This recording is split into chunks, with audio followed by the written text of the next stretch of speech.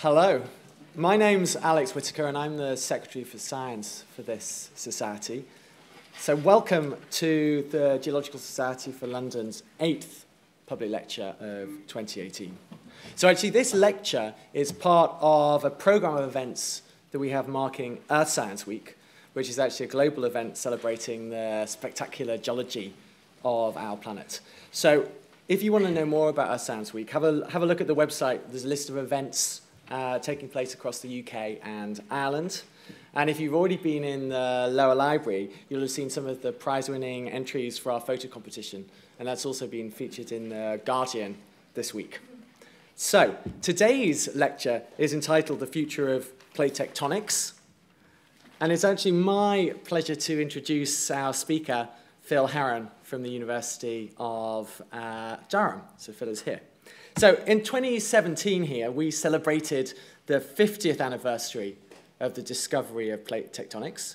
And today we're actually going to be thinking about the future of plate tectonics, so both in terms of the research to come and also how the Earth's surface might evolve.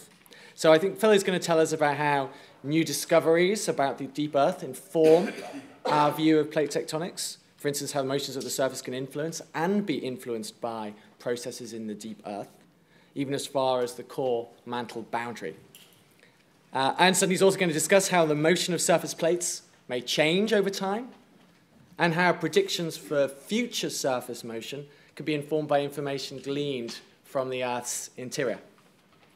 So Dr. Phil Heron is a Marie Sklodowska-Curie Fellow at Durham University. He actually gained a master's in geophysics from Leeds University and a PhD in geophysics from the University of Toronto. He is actually also working on a prisoner education program at Her Majesty's Prison Durham, alongside pursuing this research in numerical modeling of plate tectonics. So he does a bunch of interesting stuff.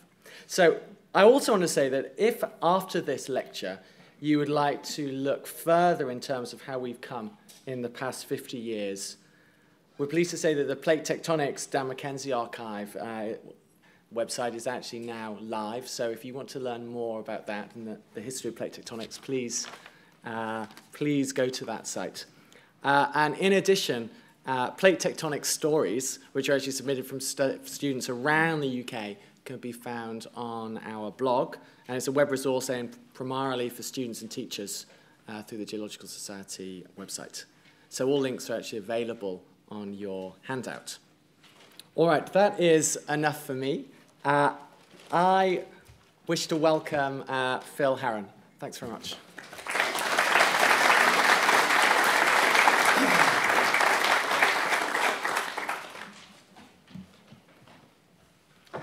Okay, thank you very much to the Geological Society for inviting me today, and thank you for everyone for turning up. I bet when you got these tickets, you didn't think it was going to be 21 degrees outside in the middle of October, so thanks for coming inside in the dark with me. I'm going to talk about the future of plate tectonics. I'd like to give a big thanks to the European Union, which funds my research and my prisoner outreach program, which I'm sure they'll probably have a question about later on. I assume there's no prior knowledge of plate tectonics here. We have a couple of friends here who are 10 and 7 years old, so hopefully they won't know too much either. What we're going to talk about today is this. We have a simple Earth structure here. That's not the whole story of our planet. What's on this picture here is we have the crust where we live on, and the mantle, which is below, and then we've got the outer core, which is solid iron, and then the inner core, liquid iron, and the inner core, which is solid iron. This is a very simple view of what we have. And what I'm going to do, in, of course, the next 44 minutes or so, is just build up the different pictures of what we see inside the Earth and actually how plate tectonics might change over time. So plate tectonics occurs at the surface, but has a large impact on our Earth. Okay, so I'm going to start from the very basics. So what is plate tectonics? So it's the movement of the Earth's surface, and the surface is divided into rigid plates. What you see here is the different plates that we have on our Earth. We're currently on the Eurasian plate in London here, which is on a continental landmass, but also the Eurasian plate has some oceanic material to it. In the western edge of that plate, we have part of the Atlantic Ocean. Okay, so why does the surface move? All these plates are moving in slightly different directions, causing things like earthquakes. Well, there's convection currents beneath the plates that allows for different surface motions. And these convection currents are driven by radioactive rock inside the mantle, and also heat coming from the cooling core, and this is what drives these convection currents. So kind of an analogy of this is if you just put a pan of water on a stove and let it heat up. When you start to heat the water, you have kind of hot, less dense air that rises, and once it gets to the top, it can cool, and then it gets more dense and then sinks. And these are kind of just a convection current that occurs when you have a boiling hot pan of water. It's the same thing, similarly, that happens in the mantle. You have convection currents that occur underneath these tectonic plates.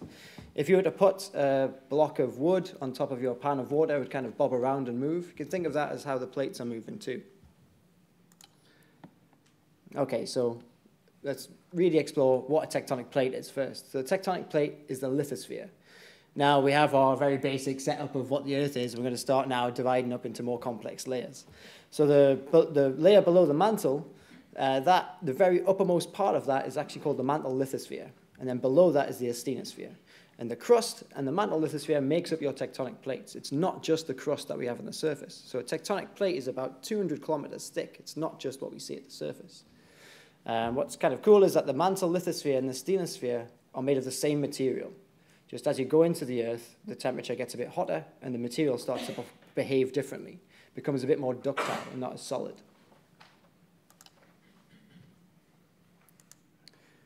But we have oceanic crust, but we also have continental crust. And now these are two very different things. We live on top of a continental crust and we don't live in the oceans.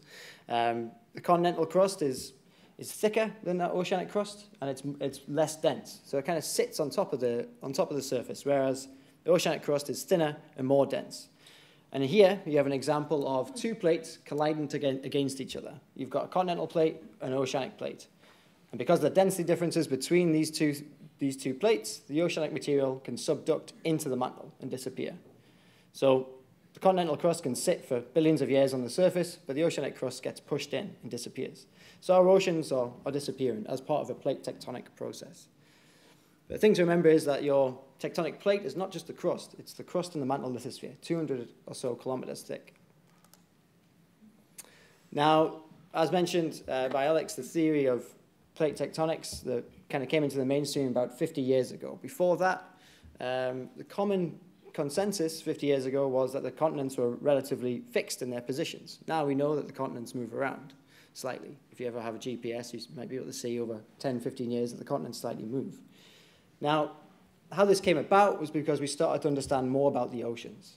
So I'm just going to tell you about the life cycle of an ocean. And this is called the Wilson cycle, named after a Canadian geophysicist called J. Tuzo Wilson, who has, quite frankly, one of the best names in geos. Tuzo. He was going to be famous, basically, because he was called Tuzo. So this is the life cycle of an ocean. So the top bit here is a stable craton or a stable continent. Let's think of, say, North America. That is one large continent. In the interior of North America, there's no oceans. But what happens if the mantle convection currents start to change and that North America starts to split apart? Well, if North America split apart due to the convection currents, then mantle would rise to the surface, cool, and form new oceans.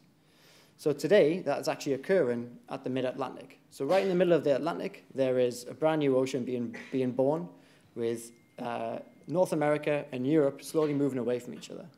And the same in the southern Atlantic with South America and Africa.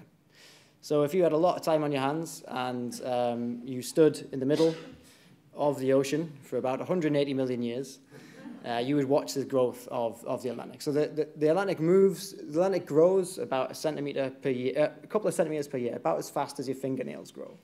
So every time you fly over from, say, London to Florida, every time you fly, you actually fly in a slightly different, a longer distance.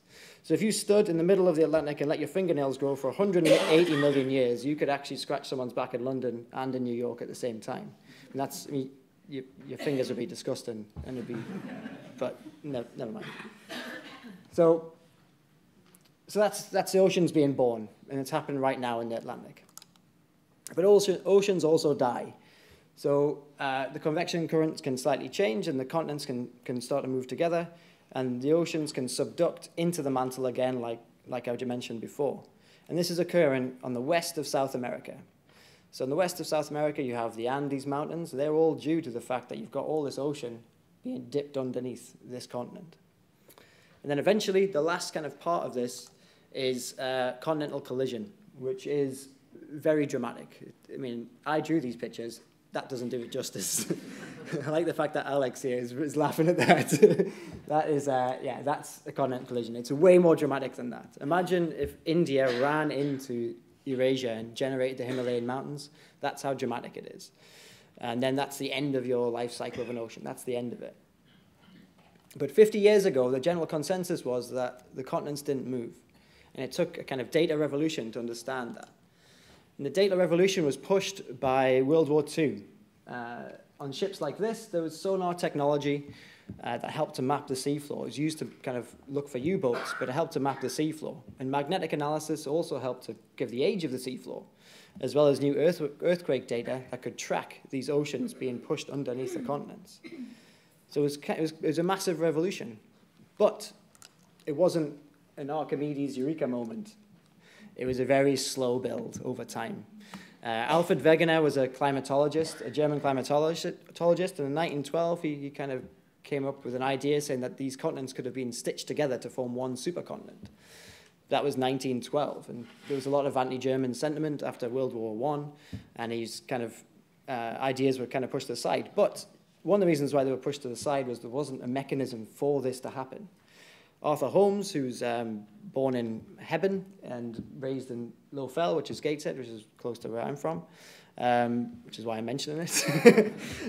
He had a 1944 theory which kind of brought a mechanism to Alfred Wegener's theories of mantle convection. But still, 15, 20 years passed. It wasn't until this data revolution where we could actually really see what was happening to our oceans. And there was a spate of papers in the 60s from 1961 and 1968, which really helped to say, okay, this is what's happening. Our continents are actually moving. And it wasn't a eureka moment, but we sometimes like to think so. So plate tectonics is 50 years old-ish. I'm sure Alex will agree, we do like a birthday, geologists and geophysicists, so we've had 3 recently to celebrate this. We had one in 2016 in celebrating the American contribution to the discovery of plate tectonics. We had one in this very room in celebrating the UK birthday of plate tectonics last year. And then I've just been to the Paris one in France, where they celebrated the 50 years of plate tectonics, then Now and Beyond, celebrating the 50 years of plate tectonics. So it's been a rolling birthdays, but I think we can safely say it's 50 years old now. This is a picture of Barack Obama. I'm going to move on, but no, this I like to show this picture because Barack Obama is 57 years old. And to me, it's incredible that when he went to school and when he was born, our understanding of the Earth was that the continents were stationary.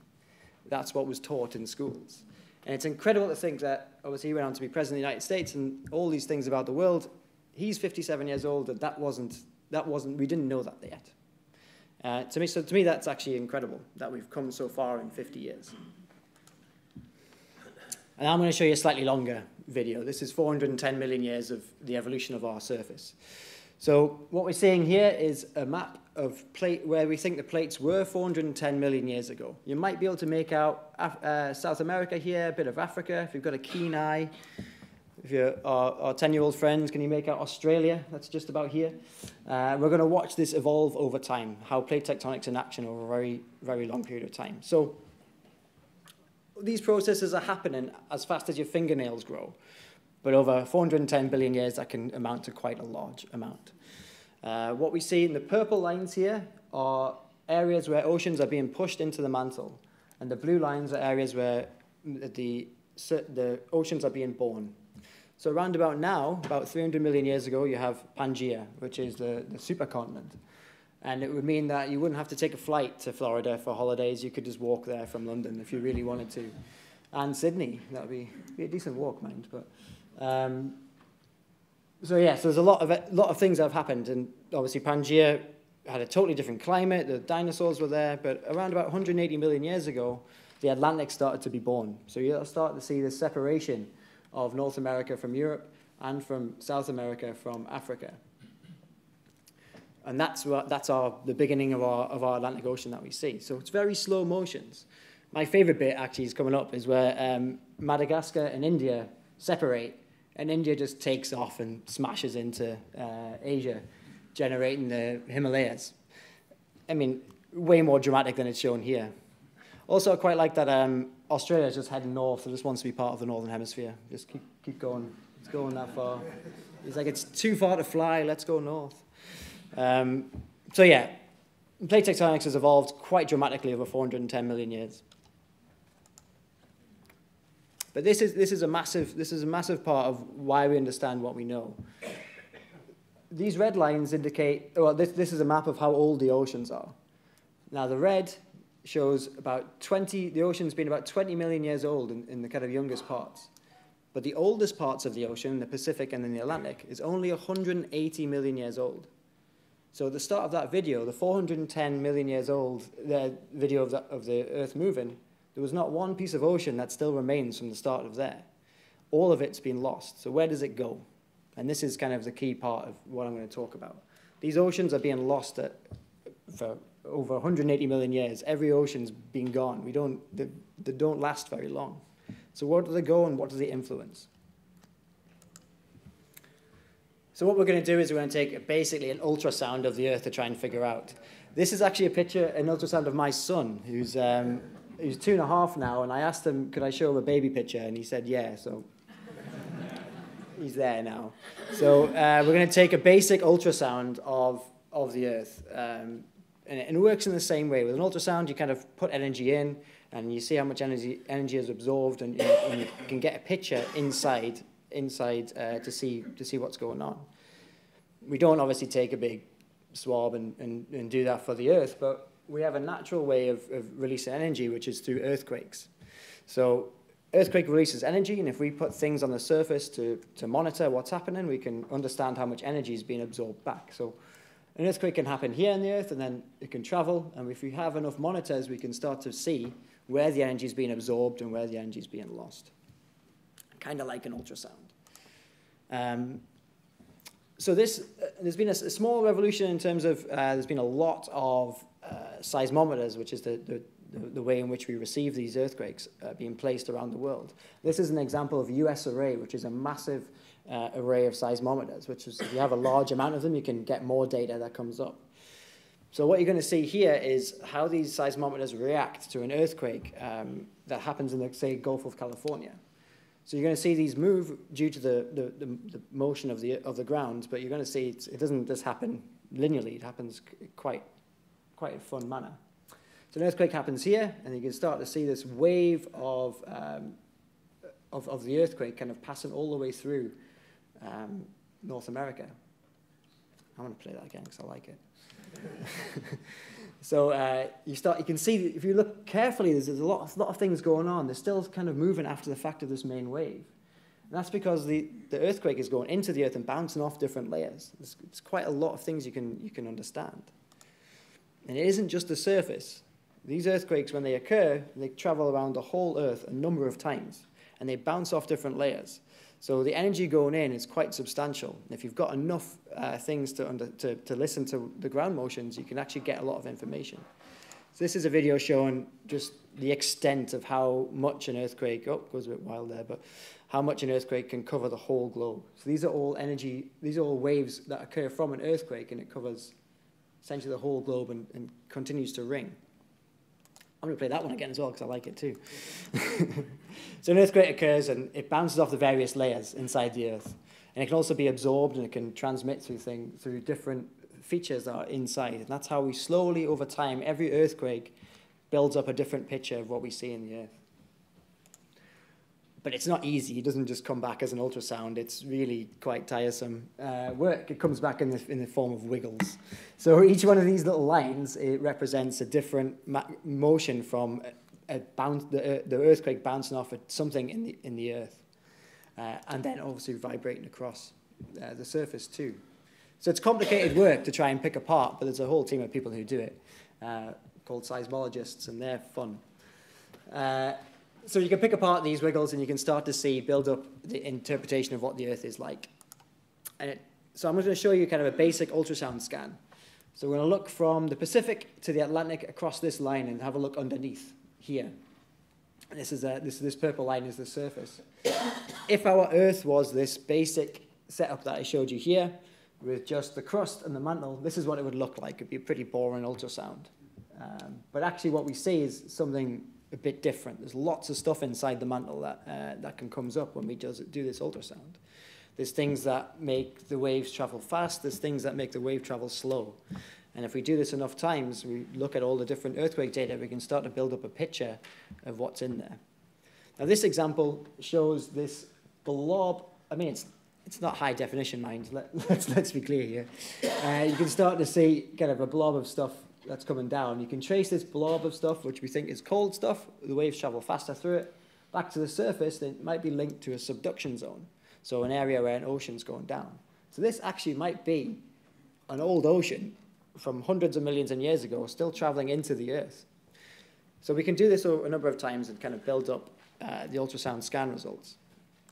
What we find is that with these oceans that are dipping into the mantle over millions of years, a lot of them don't just go down very evenly, like you are going through kind of a homogeneous layer. Sometimes they get to about 660 kilometers depth, and then they kind of sit there, suspended in the mantle, and have a bit of a rest. Maybe there's probably a truck stop there, drink, a snack, and then they continue down. And we found that through looking at these oceans that go down, there's actually a number of different layers inside the mantle. So it's not just this homogeneous layer. There's a number of different layers there.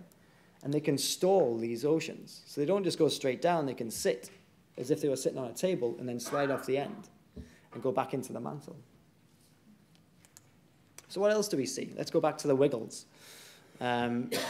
Again, build up enough wiggles over time, you can start to see more things. So that's the cold stuff. We can see old oceans, but what else can we see? Now I'm going to give you a very technical term, so get your pens at the ready for this, everyone. It's called blobs. This is an image of two what we think are hot anomalies inside the Earth. And these two are massive. They're not really called blobs. They're called LLSVPS, large, low, shear velocity provinces. But if I'm going to give a talk for 45 minutes and say LLSVPs 100 times, I'm going to sound ridiculous. But blobs I can handle. If you might be able to make out, there's two huge structures inside the Earth that we know not very too much about. One of them is under Africa, and one of them is under the Pacific. And in certain places, these are 100 times higher than Mount Everest. And I'm guessing not many people have heard of them. So these blobs are LLSVPs. These are huge structures that we know quite little about, and they live inside our mantle. Why? I think these are quite important, and a lot of people seem to agree. So these are called blobs, LLSVPs. If we trace the outline of them, so if we just kind of draw the outline of these blobs, they kind of, one is under Africa like this. They're very odd shaped, I have to say. Nature's not clean and crisp. These are odd shaped things. And there's one under the Pacific. Why these are important, why we think these are important, because these are a lot of the supervolcanoes that we have in Earth's history come from these regions. So we think they might be related in some way to supervolcanoes. I'm looking at you here. Hopefully this is going to be exciting. So we need to know what these are and why they might form these supervolcanoes. But first, it's probably good to differentiate between what's a supervolcano and what's a volcano. So an example of a volcano is the 2010 eruptions of that, whatever that is, Iceland volcano. Can you pronounce it? No. Okay. Of that impronounceable volcano in Iceland in 2010. I'm sure everyone remembers it. It ground to the halt all the flights in Northern Europe. There was a very small eruption site. The magma didn't flow very far, but this is the ash cloud covered most of Northern Europe and sent the whole world crazy. That's a normal volcano. and it obviously caused quite a large amount of disruption. A supervolcano, which is also known as a large igneous province, an example of which is about 201 million years ago, and it was the eruption of the Central Atlantic Magmatic Province. 201 million years ago, North America was still basically attached to Europe, and South America was attached to Africa. This outline here is not the ash cloud that was formed. That's actually the lava flow that was formed from that volcano. So you're talking supervolcano, really. There was 4 different eruption sites, and it lasted for 600,000 years. It caused a couple of troubles. I mean, flights were grounded. Yeah, so that's a supervolcano. That's not your impronounceable one in Iceland. And over the past 300 million years, there's been about a dozen of these that have occurred. This is a timeline showing the different times of these supervolcanoes. And why it's important to try and understand where these came from and whether they came from the blobs and whether they are important is because of these reasons. If they form these supervolcanoes, it's probably a good thing to know that what they're about. Because supervolcanoes are also sometimes linked to mass extinctions. This is the rate of mass extinctions over the past 300 million years. And you can see the Siberian traps, which occurred here. This is a supervolcano, maybe accounted for about 60% extinction. The Central Atlantic Magmatic Province, 40%, and controversially, the Deccan traps, about 40% extinction as well. So there's maybe some link between these supervolcanoes and total annihilation. I mean, 600 years of a volcano is going to probably do that as well. Okay, so these blobs. Another thing that's interesting, which is one of the reasons why I told you about these oceans that are going in, is that these blobs are surrounded by these old oceans that have come down from the surface over hundreds of millions of years. So these blobs surrounded by old oceans, and also maybe there's generator sites of these supervolcanoes, which are also called large igneous provinces. So I'm going to spend a few minutes, I'm just going to tell you about the different interpretations of what these are. I can't tell you what these blobs are, because it's still, we don't quite know, but I can give you 4 different interpretations of what they are. The first one is that these blobs are kind of what you see here, these weird shapes. They are just hot mantle material that are formed into these massive domes or super plumes of material that are surrounded by these old oceans. So you can basically see that these might just be just hot mantle material that are these irregular shapes that are just these purely thermal events that over time rise and fall. That's one interpretation. The second interpretation is that they are actually not what we see here. What we see here is not the same as what they might be. There might actually just be these thin kind of hot material that rises to the surface and then percolates up. And actually, we're standing at the surface trying to do an ultrasound with earthquakes. I mean, it sounds like a science fiction novel, basically. And what we might be doing is, it's not high definition down there. We might not be seeing them correctly. We might actually be seeing a smudged version. So these might not entirely be real. It might just be these plumes. That's a second interpretation. The second interpretation is that these are just small-scale hot things that aren't as dramatic as we make out. The third interpretation is a bit more full-on. And the third interpretation is that these structures that we see here are an entirely different material than what we think the rest of the mantle is. It's a distinctive material that's really, really dense, and it's really solid, and actually doesn't move around very much at all. It's fixed like a table. If I was to kick my foot against the table wouldn't move. I would have a sore foot. The oceanic material that comes down is essentially like my foot. It kind of starts to kick it, but it doesn't move. It's solid. It's a rigid structure that's been in the same position for hundreds of millions of years. And from that, you have these large igneous provinces, these plumes that rise from them. That's one. That's a third interpretation. Fourth interpretation is something that's a kind of a softer version of that. And it's a version that these blobs are distinctive material that are dense and a different material to the rest of the mantle. But actually, the oceans that come down, they kind of push it around a bit. The oceans that come down from the surface act like a broom, and you just kind of sweep up material. And that's what the fourth interpretation is, that these blobs are kind of sloshing around inside the mantle, generating these huge supervolcanoes. But again, these are 4 that we haven't quite decided on yet. Another question that we don't really know is, how did they get there? What are they? And there's two interpretations of that. The first one is that these blobs have been around since the formation of the Earth. So the very early Earth, there was this deep mantle layer that covered the whole of the core, and that over time, due to mantle convection and mantle flow, they've kind of bunched up slowly into two separate piles. But they've been around since the kind of earliest Earth.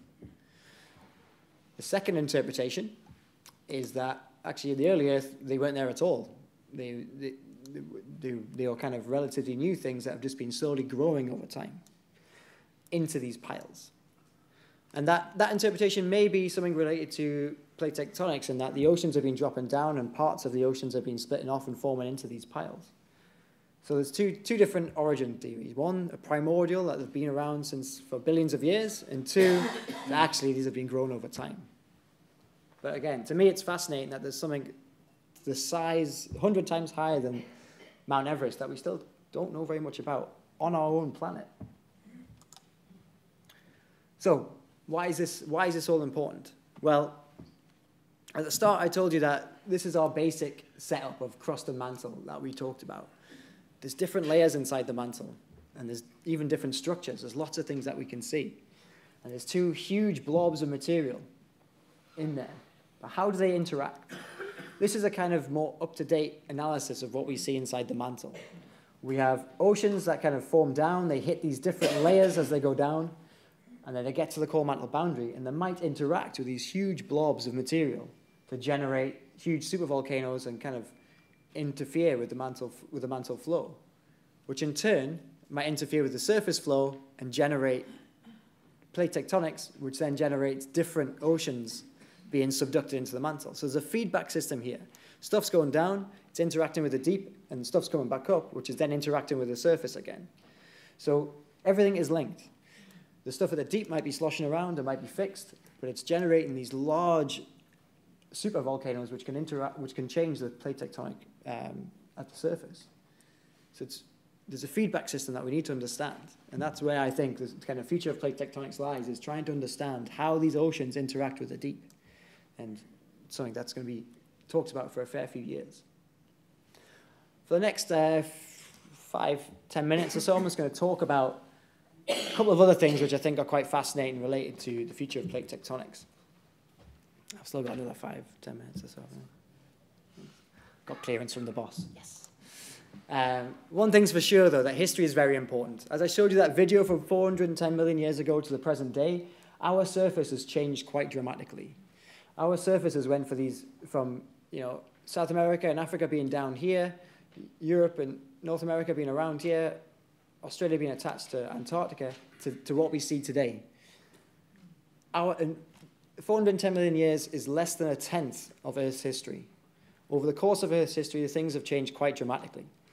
If our surface has changed this much, it's conceivable that our mantle has changed just as much. So we need to understand how the mantle has changed. We only see a snapshot in time. So it's really important to understand how much has changed inside the Earth in 410 million years, as well as on the surface. It's just really difficult to do. One question which you might be surprised to know is we don't know when plate tectonics started. So we've got 410 billion years ago to the present day, with the different geological ages here. When did plate tectonics start? Well, we've got a good amount of guesses, and these are the different guesses. So, pick your favorite. Do you have a favorite one? So we've got some people saying that in the first 500 million years we had plate tectonics, and some saying about 800 million years ago that's when it started.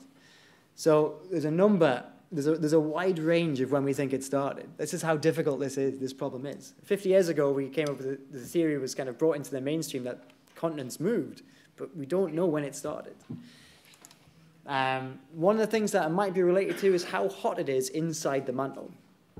Now, in the early Earth, it was quite hot inside the mantle. We think it was probably around 1500 degrees C inside, we think. But over time, the temperature has cooled to what we have today. So this is the kind of coolest inside mantle interior that we have today. So if we go back in time, 2.5 billion years ago, the mantle inside was hotter. That temperature might actually play a role in how plate tectonics formed and how plate tectonics was. If it's too hot, there's a theory that actually you wouldn't get any plate tectonics. It would be a bit more like Venus, which is kind of a stagnant lid. But as the temperature starts to cool, you might get some sort of plate tectonics, but not what we see today. As the temperature cools slightly, you might get what I would say is proper plate tectonics, the kind of stuff that we have today, oceans and oceans subducting, continents moving around. But again, we don't know this. Another thing that's quite interesting is that we might only be seeing a snapshot in time of plate tectonics. So back in the earliest of Earth, we had a hotter mantle than we have today. There was probably no plate tectonics, and then we might have had some early Earth plate tectonics, which is slightly different. Subduction would have been different, the plumes would have been different, and then we got into this area where we've got modern-day plate tectonics, which we have today. But in the future, as the mantle cools, there's theories by my friend Craig O'Neill, who's in Sydney. He had a great paper a couple of years ago, which kind of said, well, as the mantle cools, we're going to get some different form of plate tectonics, a future Earth plate tectonics, which is different than today. The subduction would be slightly shallower, would be different. And then eventually we'd have no plate tectonics because the mantle is too cool. So for us, we live in a very golden age where we have plate tectonics, if you believe this theory. But what this means is, when we're looking at other planets, we might only see, we might be looking for a plate tectonic window. Planets just don't have plate tectonics the whole time, it might be. Just like our Earth probably didn't have plate tectonics for its whole history.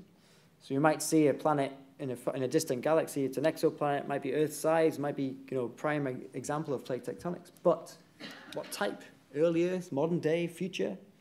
It's hard to tell. We don't even know it on our own planet, let alone a fair distance away. Okay, so what I do is I try to answer these questions with numerical models. So I use a supercomputer, which looks like this. It really isn't that exciting. It sounds really exciting, but it's just a set of black boxes which really heat up a room. I try to do massive global numerical models of simulating these oceans going into the Earth and interacting with these blobs to try and figure out if they can change plate tectonics or if they needed to be around since the start of time to be able to actually have plate tectonics.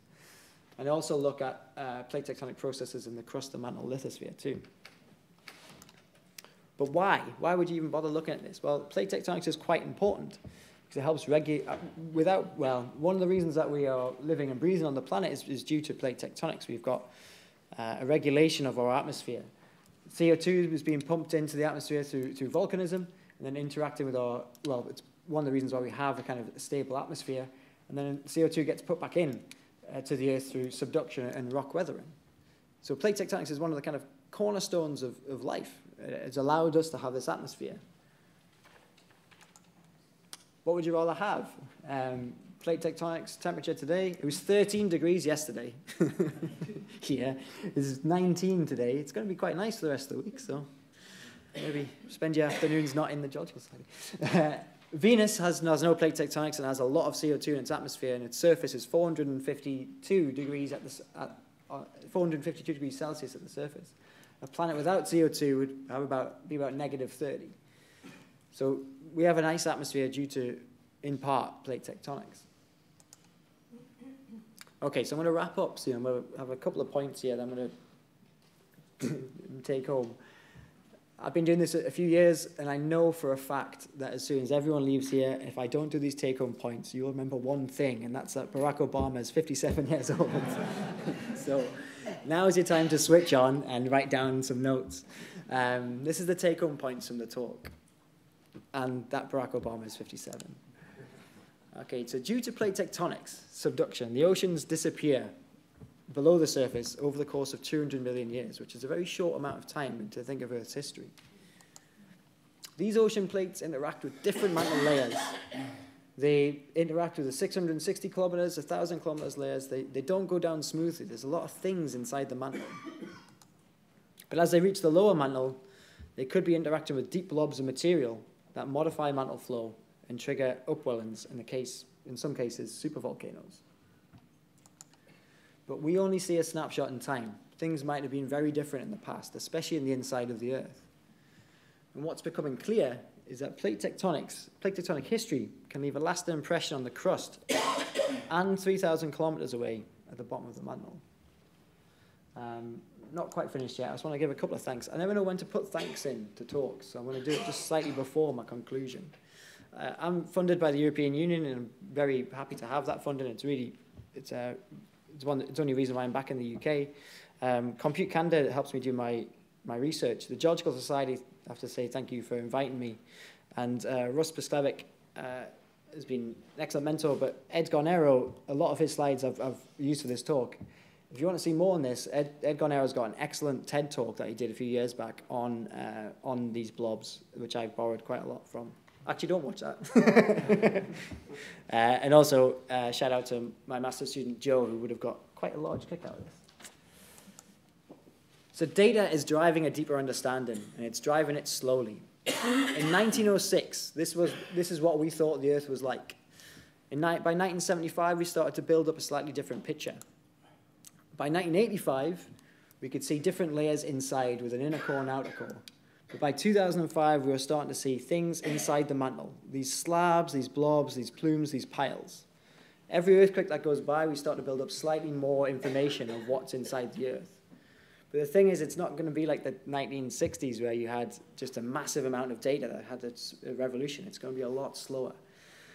So we're going to start slowly dripping out more information of how plate tectonics is going to be affected by things at the deep and everything like that. But it's going to be a lot slower.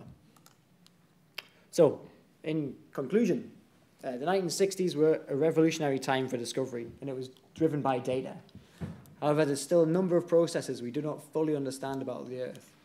And I think that the deep Earth is yet to reveal all its secrets. But every day that goes by helps us, every earthquake essentially helps us to understand the planet, and hopefully beyond that, with different exoplanets in the galaxies. Okay, that's all I have.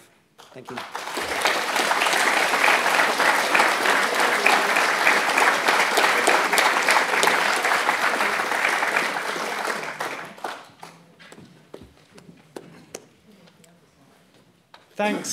Thanks very much, Phil. That was a really interesting and wide-ranging talk.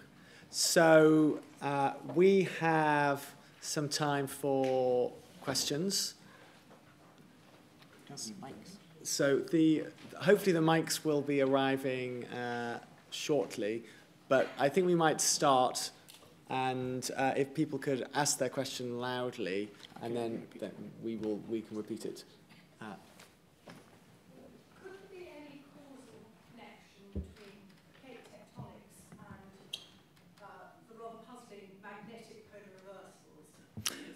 Yeah, so the question was, could there be any connection between plate tectonics and magnetic polar reversals? So that's an excellent question. So magnetic polar reversals are when, so we have, at the moment, we have a north and south pole, with the magnetic field going into the North Pole and coming out of the South Pole. But every little while, that...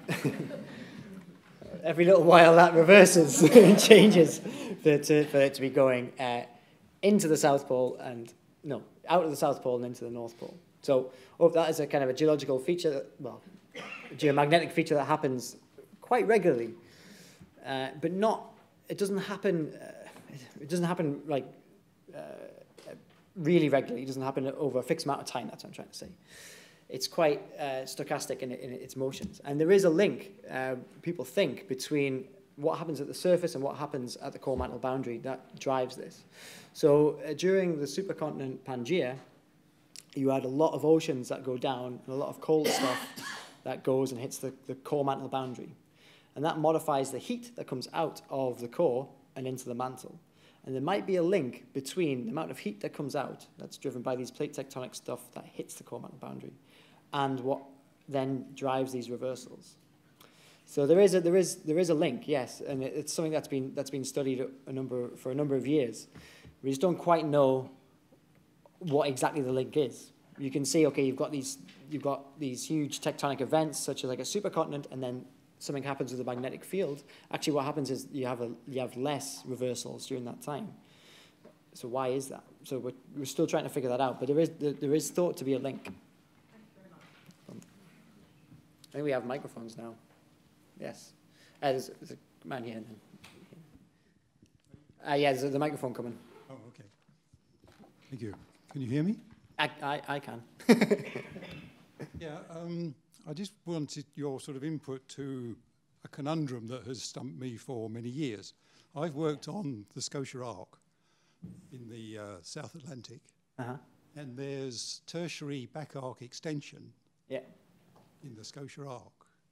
If you look at the Caribbean, which is in a similar sort of position, there is no tertiary back arc extension.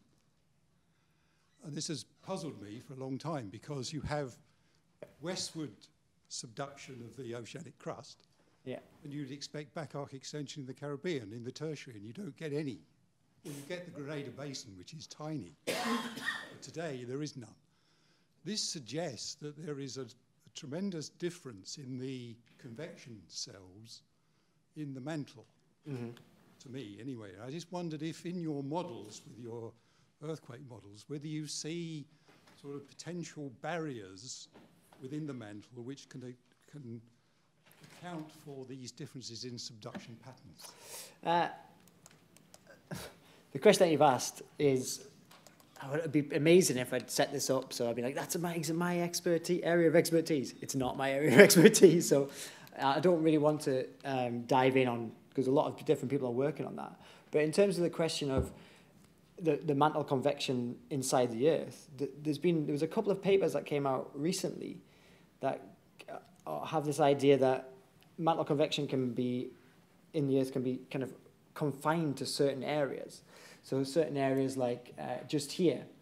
And the reason why mantle convection isn't occurring here is because there's a different rheology in the mantle there. So it's not just kind of a horizontal layer, but also vertical layers, which I think is what you're getting at. There might be layers. So that has been proposed, that there are kind of areas that are pocketed inside the mantle, kind of donut-shaped almost, that might end up causing different mantle convection. But that's kind of very new research, and ones that I don't particularly want to comment on too much. But I can chat to you afterwards. I can talk to you about the papers. But there's still a lot about mantle convection that we don't quite understand. I suppose the model you showed with your blobs, you can infer some sort of barrier that is controlling those blobs, and the barrier, as you say, is the downgoing slab. Yeah. So I just wondered if you could map the downgoing slabs to sort of take account of the positions of the plumes. Yeah, so that's actually what I'm doing with these models, is that we're putting in the subduction history where all the oceans have been for 410 million years, and mapping where the plumes are. And the oceans have kind of regressed back. They've covered quite a large amount of the surface in 410 million years. So what I think, it's very difficult to have kind of an area which is isolated from mantle convection processes, as you described. The oceans kind of obliterate everything in their way. They're quite strong, and what I see in my research is that the oceans quite dominate the mantle flow in a lot of ways. They can push these blobs aside. So in the research that I do, we see that subduction is very much key to all of plate tectonic processes in developing these convection patterns, if that answers your question. Okay, we've got one here and one at the back too. But there's you've missed out. It's coming.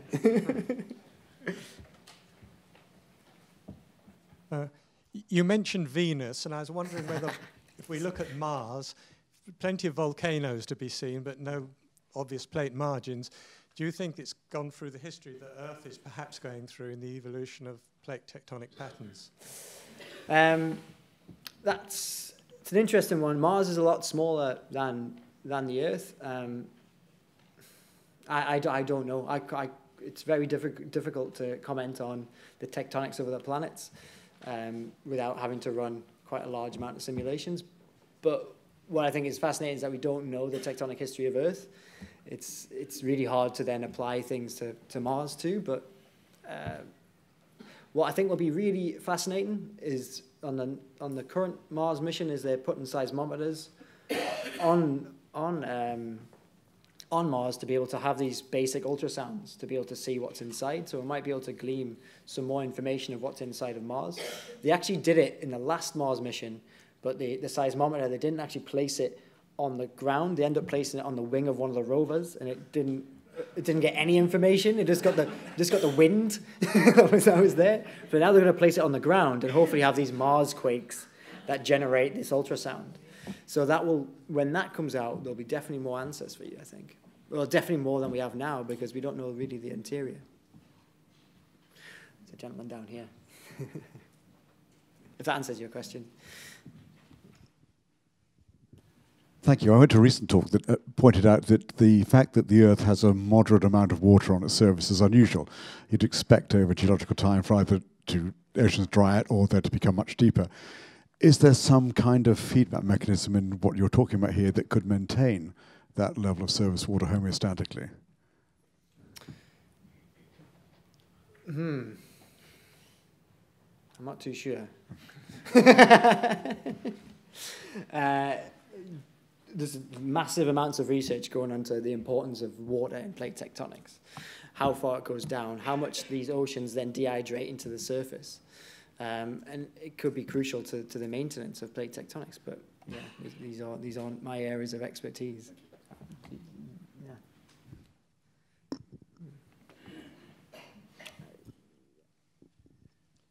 You've got your supercomputer, very nice.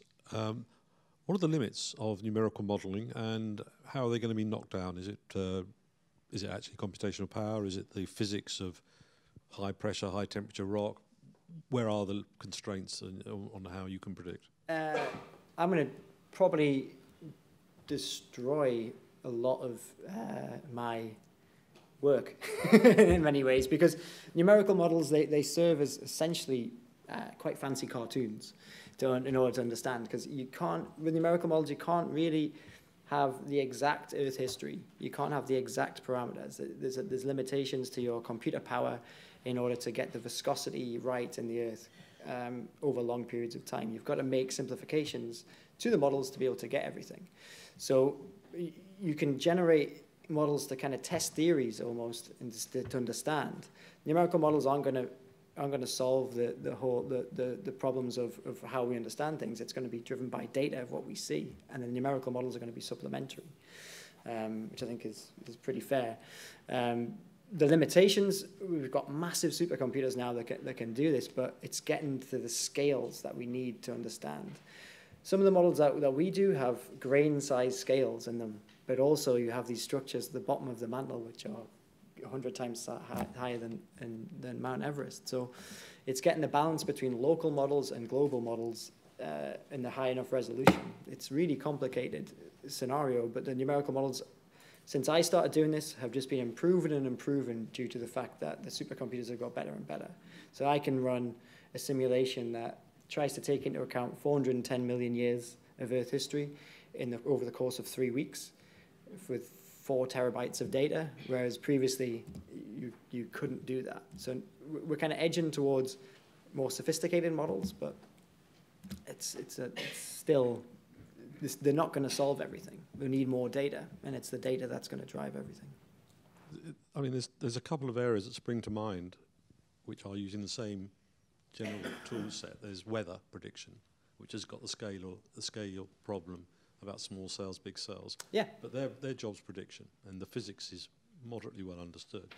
The other end is cosmology, for example, where people are testing theories by using numerical modelling and then having a look out there and seeing whether it matches. In fact, theories are being discarded with respect to the physics of the universe based upon numerical modelling. Neither of these precisely map onto your problem. I can see that. And the reason why is because with cosmology and with the weather, you have a starting point of, say, let's say with the weather, yesterday's weather. With this, the starting point of your models might be 410, let's say, for an example, you're starting 410 million years ago and you want to get to a model which predicts the present day. You're starting from a question mark of 410 million years ago, what was inside? And it's that starting point which is the sticky point. With cosmology, you can you test the start points and then you work from there. And it's the same thing in this. So the sticking point is we only see a snapshot in time now. and you either work backwards or you work forwards from there. It's quite difficult to, the starting point is the issue, the initial condition. So is the data you need better understanding of the physical properties, the rheology, for example? Or Yes, oh yeah, definitely, yeah. High pressure, high temperature rheology of the lower mantle is key. And geochemistry too. Water, everything. What was the question here? And the back, I think. I'm interested in the extension of the African rift. Okay, so great. Would you like to say a few words on that? The extension of the African rift. Do I have a slide on that? I can't go back. Yeah, so, oh yeah, maybe I can.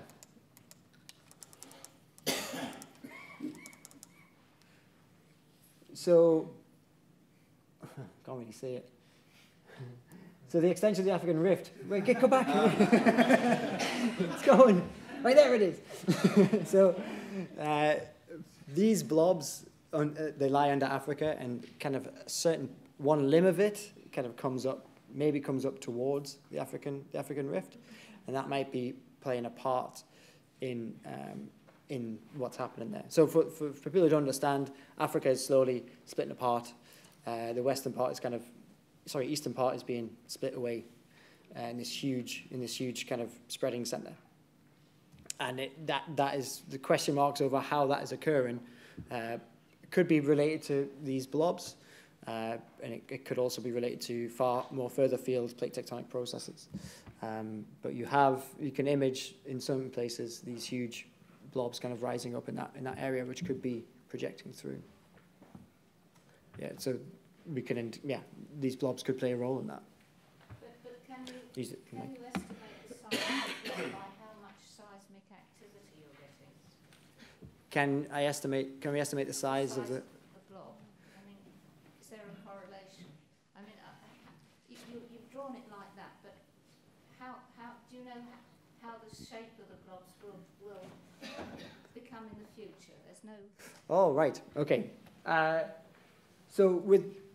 So these blobs, there's layers above them. There's 1,000 kilometer layer, and the 660 kilometer layer, and then the 410 kilometer layer. So as they hit them, they kind of deviate, and I have a slide on that. There you go. Yeah. So see, thanks. So they kind of thin out after a while. When they get to the top, they can kind of get thinner and move around. So some people kind of track the East African rift, which is what it's called, as having some of these kind of pulses and are related to these upwellings. So they don't just kind of come up in this huge blob, but they can kind of percolate up and be interactive with the mantle flow. But in terms of the East African rift, it's quite fascinating because there's also a big old continent right in the middle of it, which is kind of deviated. Some of the rift is deviated around it. So there's stuff that is happening at the surface, which is because of the oldness of the continent, is deviating these plumes, this material, and this deviating the plate tectonics of it. So it's very complicated. There's a lot of old material interacting with these deep stuff. So it's a fascinating area, and it will no doubt eventually rift apart. So presumably the Iceland plume is connected to that East African rift thing you've been talking about? So the Iceland plume is not connected to the East African rift. That has been indicated as being separate from the rest. So there's not all of the large igneous provinces are related to these deep plumes. There are some plumes on its own, including Yellowstone. But the majority of them come from these large igneous provinces. It comes from these blobs. So we have time for one more question. Yeah, so at the back. So at the origins of the Earth, when it started, it's believed to be molten with lots of volcanoes. Yeah. But if there weren't any tectonic plates back then, how do you suggest that was happening and those volcanoes were erupting? So, with the hotter mantle, you have just kind of a quite fast convection cells going, with a lot of material rising up to kind of cool. So you have it's just a different Earth than you would have today. Just huge volcanoes occurring, maybe not as you would think today with like these massive magma rising, but just very slow build over time, kind of across a large amount of the surface. It would just be an entirely different landscape with a entirely different atmosphere.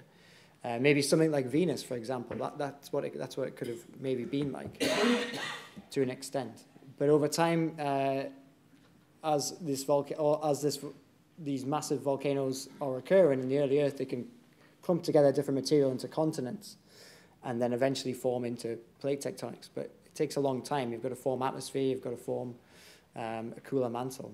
So again, this is a complicated area of how plate tectonics began from this molten beginning. But eventually the mantle will cool and crystallize into different layers. It just takes time. How long is questionable, if that answers your question. All right. Thank you so much. I think we need to call it a day because it's after 4 o'clock. I'd like to thank Phil once more for a great talk.